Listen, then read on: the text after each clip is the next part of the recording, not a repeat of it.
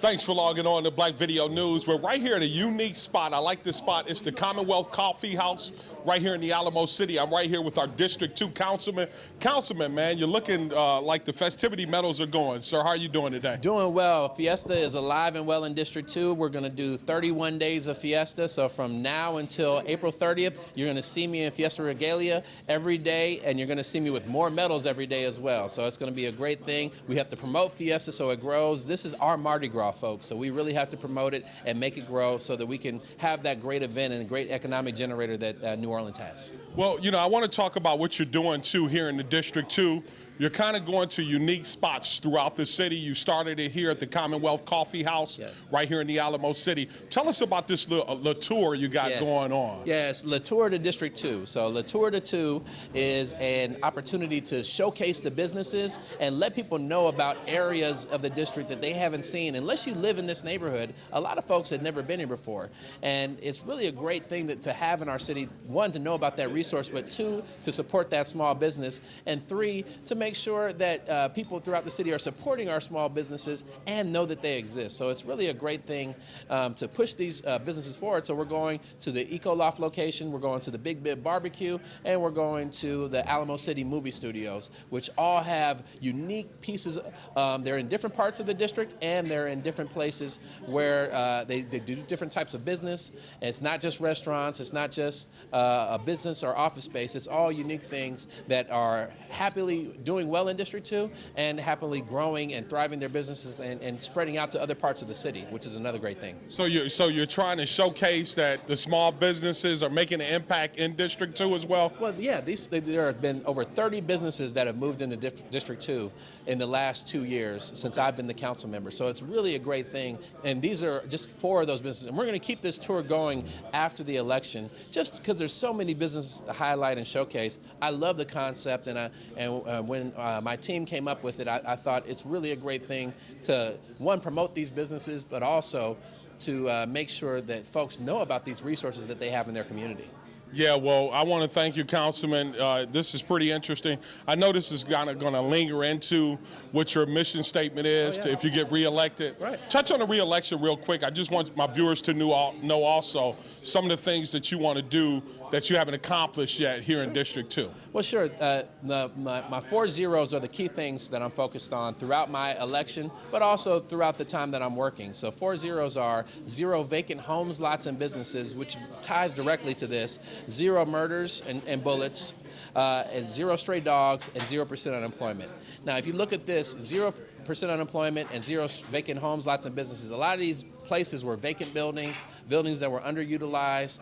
This one was, unrestored home. Nothing was happening here. I think people were renting out a back vacant house. I mean, a lot of crazy stuff. Now it's providing economic benefit. It has a tax base. It's providing services to the neighborhood. The same thing with your location at the Eco Lofts, a warehouse that was,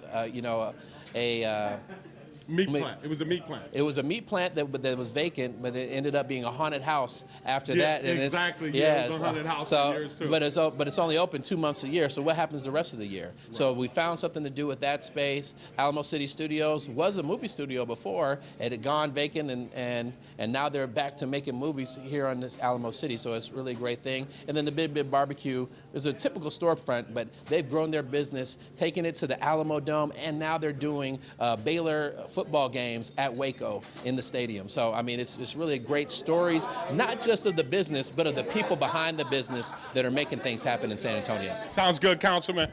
We're right here at 119 Davis Court, right here at the Commonwealth Coffee House and Bakery, right here in the Alamo City. Stay logged on for more right here at BVN. Thanks for logging back on right here at BVN. We're right here at the Commonwealth Coffee House and Bakery right here in the Alamo City.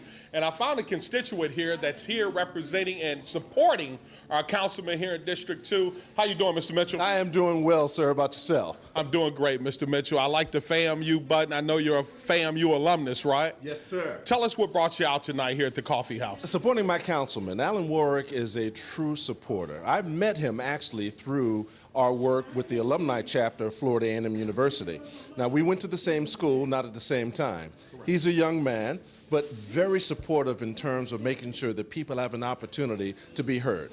So he actually served for a period of time as our local chapter president, and I served as his vice president. Of course, he became very busy becoming a councilman. And one of the things that I always admired about Alan is he is all over the map. Wherever the need may be, he's going to be. So just having an opportunity to learn more about San Antonio, I've only been here for about 12 years, and admittedly most of that time was while I was serving in the military. So I've learned a lot about the history of San Antonio, more specifically the people of San Antonio, by my connection with Alan. So when I learned about this opportunity today, I asked my wife Michelle and my daughter Jessica, hey, would you like to come down and visit and see what's going on? They all agreed yes. Tell us what you do here in the Alamo City, because I know you're a business owner yourself too, correct? Yes, sir. Tell us what your business is. Well, I am a facility management consultant. My background is actually in architecture. I have a couple of master's degrees in management, working on a PhD in organizational leadership.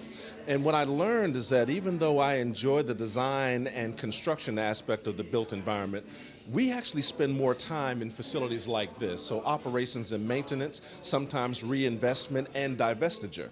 Well, that's called facility management, and that basically means anybody that has the background, whether it's in the built sciences or finances or HR, that ensures the functionality of the built environment through people, place, process, and technology.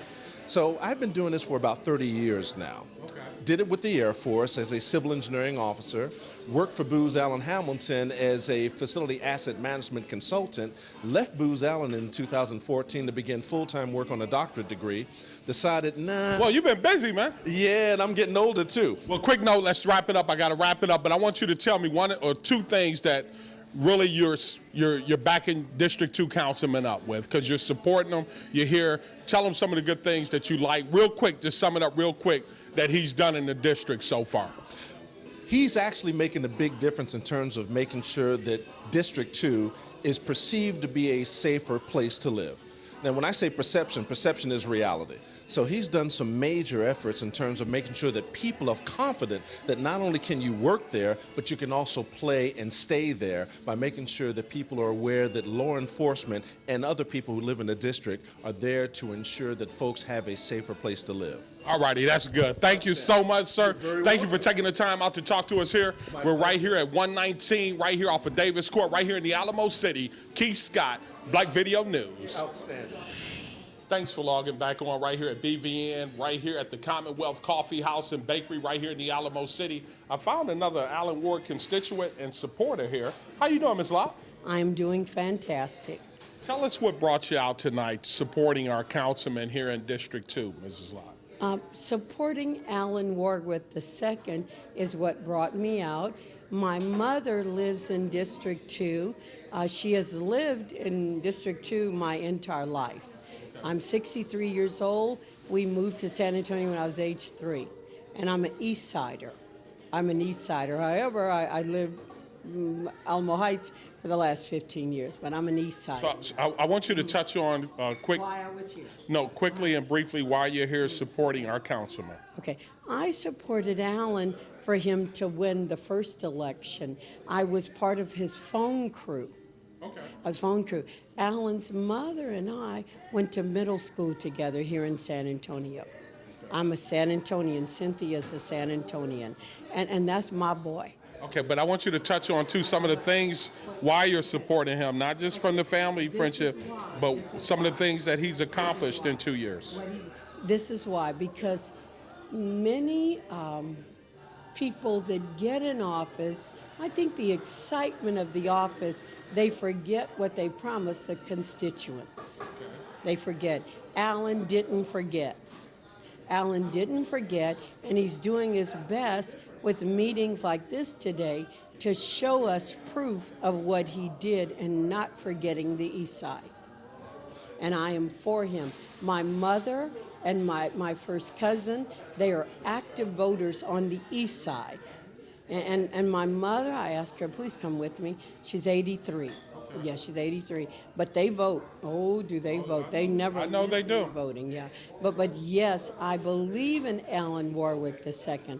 I believe he's trying to do everything he promised. And it's not easy always, because you always have opponents. And you're supposed to have opponents. Well, ma'am, I want to thank you for your feedback. We got a real San Antonian, grew up here in District 2, have seen it from where it was up until today. And Ms. Lott, I want to thank you for taking the time out to talk to us this evening.